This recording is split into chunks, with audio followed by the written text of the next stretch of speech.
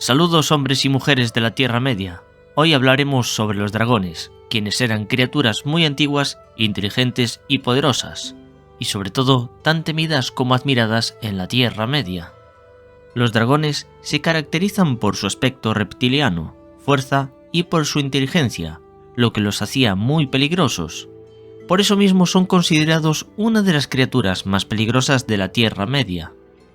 Se debate su origen exacto, aunque sí que sabemos que fueron creados por Morgoth milenios antes de los eventos del Hobbit y El Señor de los Anillos. El objetivo de Morgoth era convertirlos en sus más poderosas herramientas de guerra y destrucción, liderando sus ejércitos y causando grandes desastres en las batallas.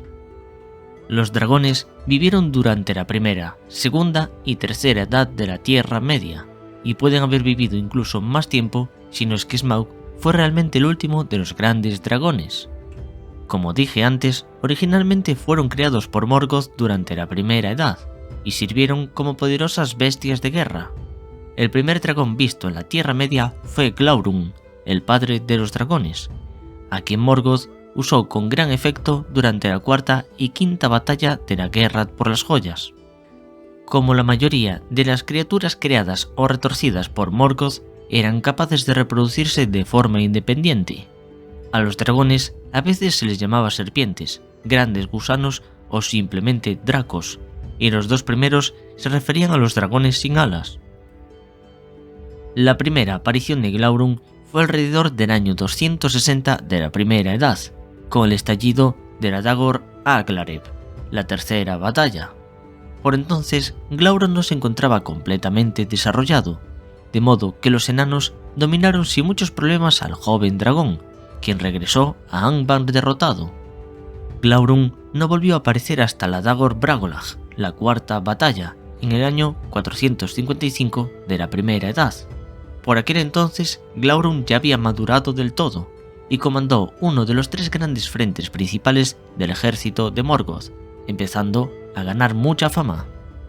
Glaurung también participó en la Nirnaeth Arnoediad y en el saqueo de Nargothrond, además de que fue uno de los responsables de la maldición de los hijos de Húrin.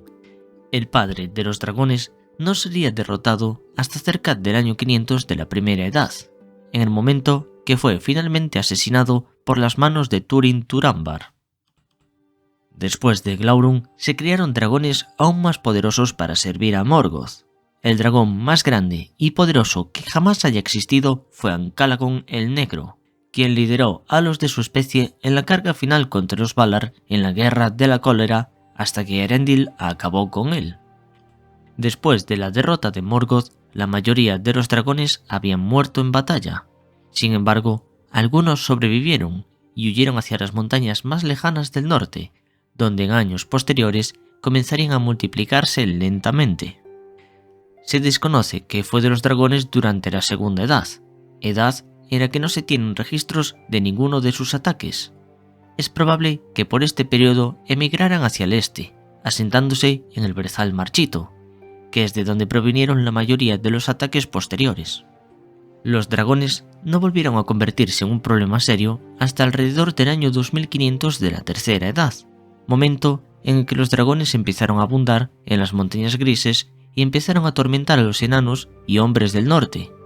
Algunos, como Smaug el Dorado y Skata el Gusano, salieron del Brezal Marchito e invadieron los reinos de los enanos. El ataque de Smaug fue el más importante de todos y pudo decidir el destino de la Tierra Media cuando invadió el reino enano de Erebor y se apoderó del tesoro bajo la Montaña Solitaria. La Montaña Solitaria permaneció bajo su dominio hasta que fue reconquistada 200 años más tarde por un grupo de enanos comandados por Thorin Escudo de Roble, y Smaug acabó muriendo con una flecha por el arquero Bardo, un hombre de Esgaroth, la ciudad del lago. Después de Smaug, los grandes dragones desaparecieron de la Tierra Media, aunque se desconoce si también se extinguió toda la especie. Es posible que aún quedaran algunos dragones menores incapaces de escupir fuego después de Smaug, o eso parece decir Gandalf al principio del libro de la Comunidad del Anillo, cuando le dice que el fuego de un dragón estaba lo suficientemente caliente como para derretir los anillos de poder, pero con la muerte de Smaug había muerto el último dragón escupefuego, y aun de todas formas, ningún dragón podría acabar con el anillo de Sauron. Sabemos que 4 de los 7 anillos regalados a los enanos fueron consumidos por el fuego de los dragones, y Gandalf dejó bien claro que el fuego de ningún dragón sería lo suficientemente poderoso como para derretir el anillo único, ni siquiera el fuego del gran Ancalagón. Los dragones eran longevos, poderosos, astutos, poseían una inteligencia sutil, una gran fuerza física y estaban cubiertos de escamas casi impenetrables en todas sus partes, excepto en la parte inferior de su cuerpo. Además, tenían una abrumadora sed de tesoros, especialmente de oro, y eran conocidos por dormir sobre montones de todo lo que habían robado. Por su propia naturaleza, disfrutaban no solo del robo de las cosas bellas, sino también del acto mismo del despojo. Para ellos era muchísimo más satisfactorio robar tesoros de otros que encontrar objetos de valor no reclamados. Se desconocen las razones detrás de su afinidad por el oro, pero los dragones a menudo dan más prioridad a la posesión de oro que la obtención de alimentos, y pueden sobrevivir sin alimentarse durante décadas o incluso siglos. No se sabe mucho sobre el ciclo de vida de los dragones, pero se sabe que nacen de huevos, y que Glaurung, el progenitor de la especie, tardó 3 siglos en crecer desde la infancia hasta la edad adulta. Muchos relatos de interacción entre dragones y otros seres los mencionan hablando, usando la lengua común.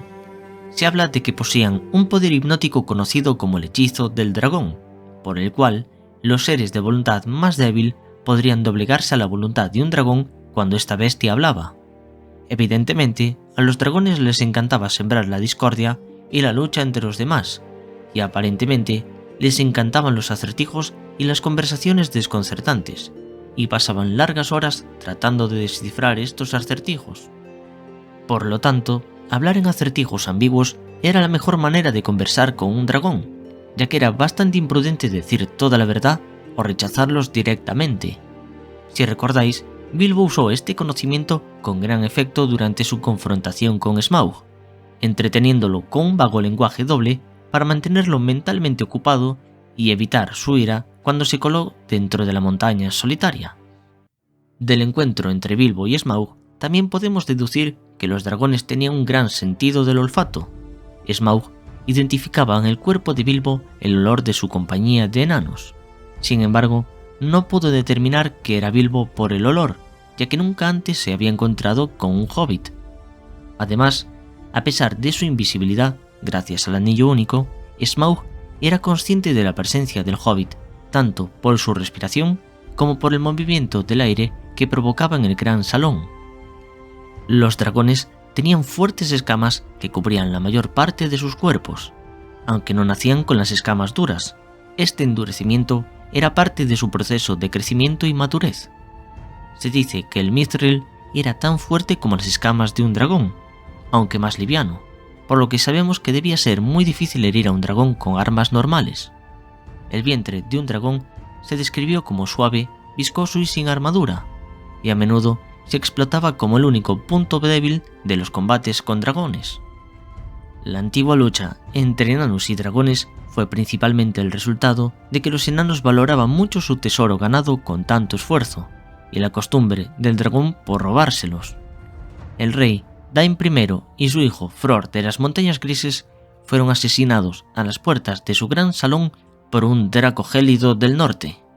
Ambas razas codiciaban los hermosos metales y las gemas, por lo que naturalmente entraron en conflicto, y los dragones prevalecieron en general. Los enanos parecen haber tenido cierta habilidad para luchar contra los dragones, como se vio cuando mantuvieron a raya a Glaurung durante un tiempo en la Nirnaeth Arnoediad. Este fue uno de los pocos casos en los que la batalla no se debió al oro robado.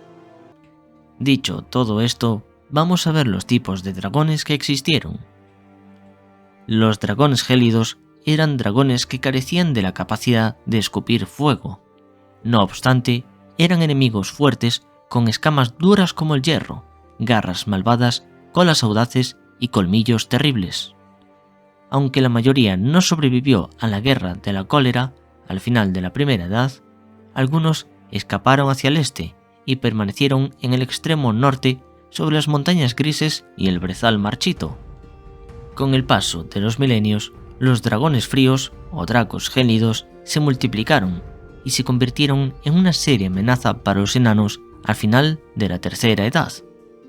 Como os dije hace un momento, en la Tercera Edad, en el año 2589, el rey Dain I, rey del pueblo de Durin, y su segundo hijo Fror fueron asesinados a las puertas de su propio salón por un gigantesco draco gélido. Con los continuos ataques de estas feroces criaturas, la mayoría de los enanos decidieron migrar hacia el este, desde las montañas grises. Los dragones de chispa o dragones de luz eran una raza de dragones de la que sabemos muy poco.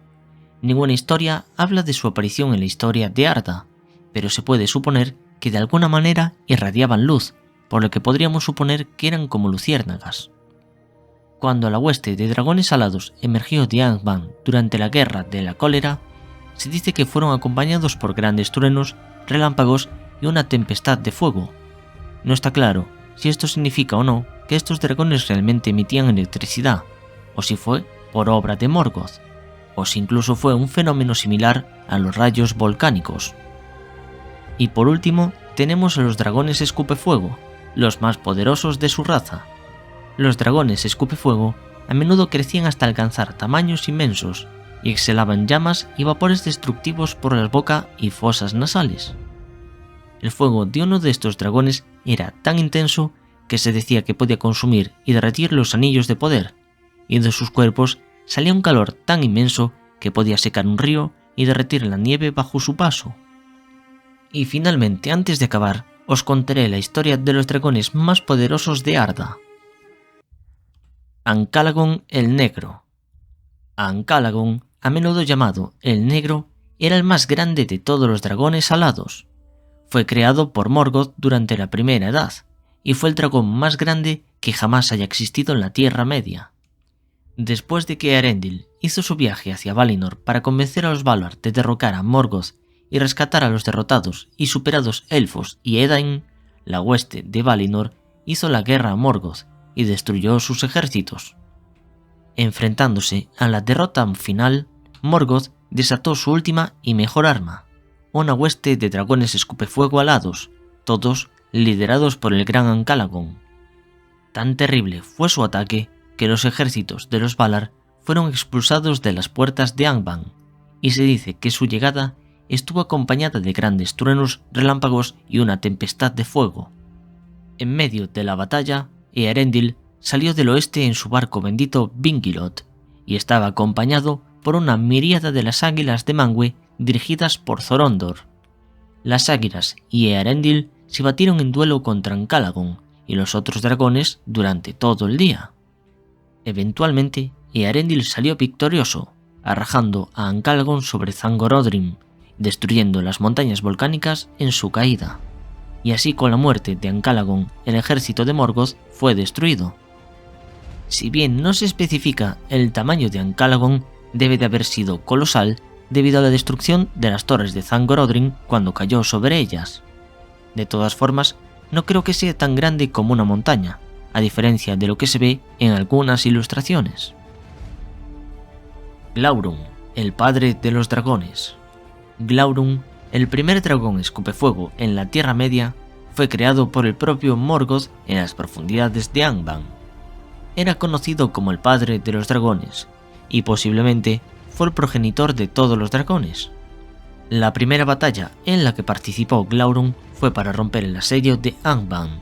Aunque por aquellas no había alcanzado su edad adulta, su ataque fue devastador, y quemó y devastó Ardgalen y los asentamientos periféricos de Hidlung y Dorthonion. Sin embargo, aún no estaba en toda su fuerza, por lo que Fingon, el príncipe de Hidlung en ese momento, lo hicieron retroceder junto a sus arqueros.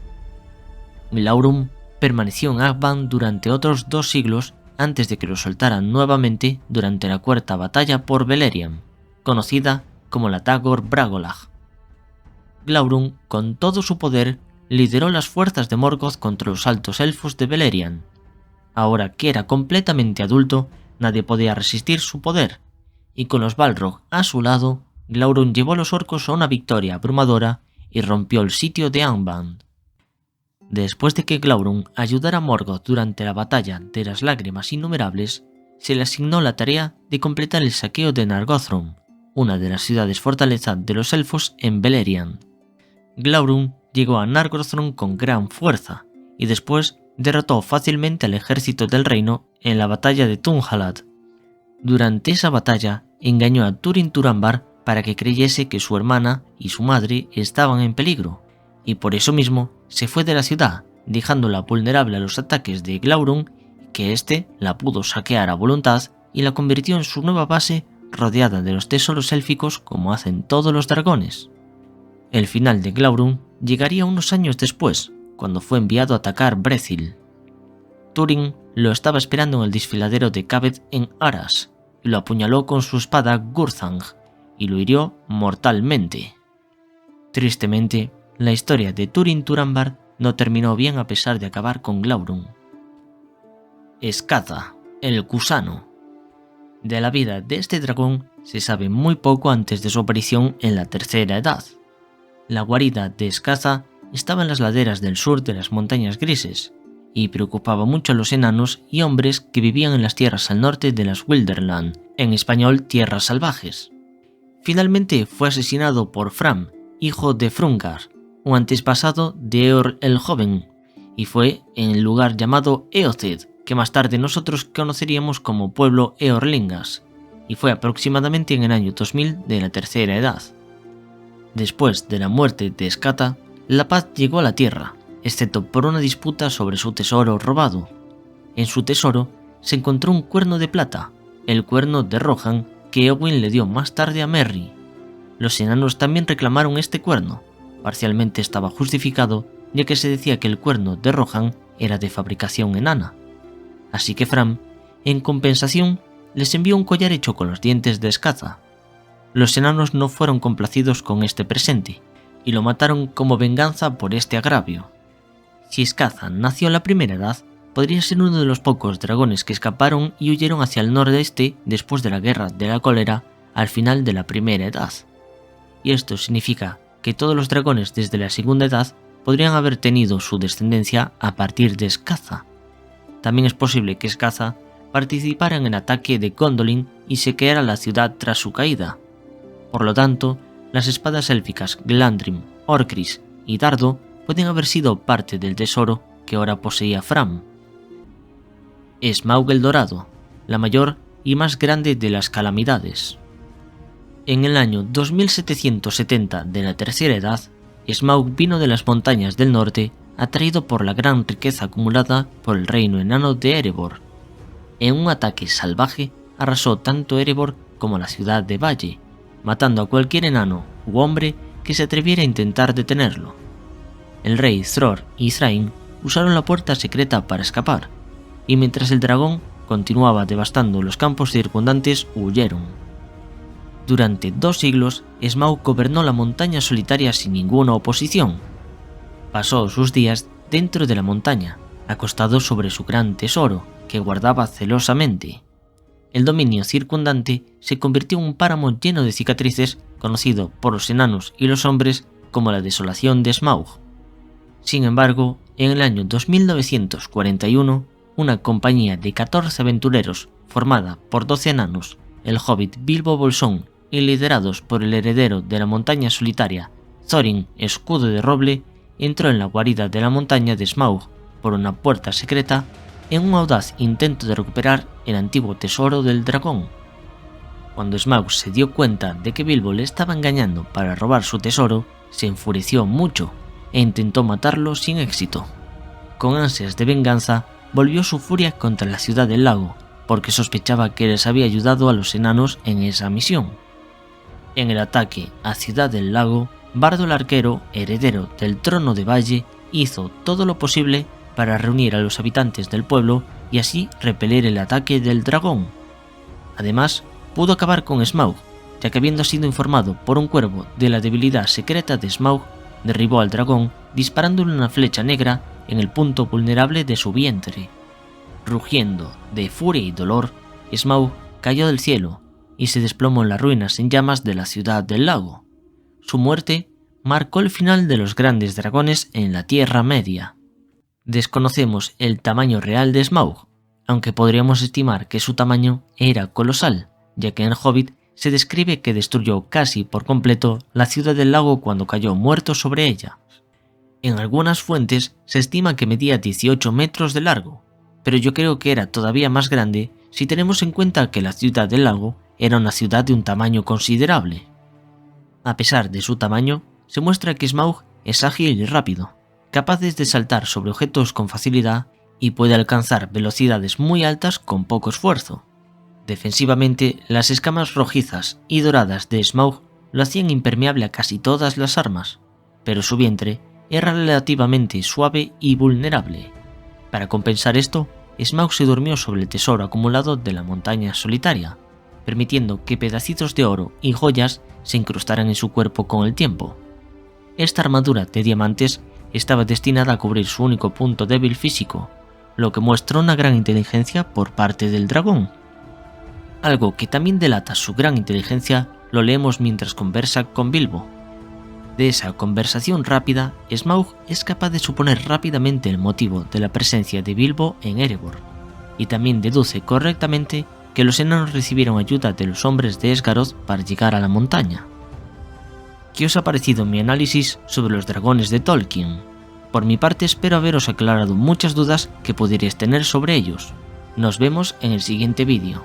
No olvidéis suscribiros si queréis más vídeos como este.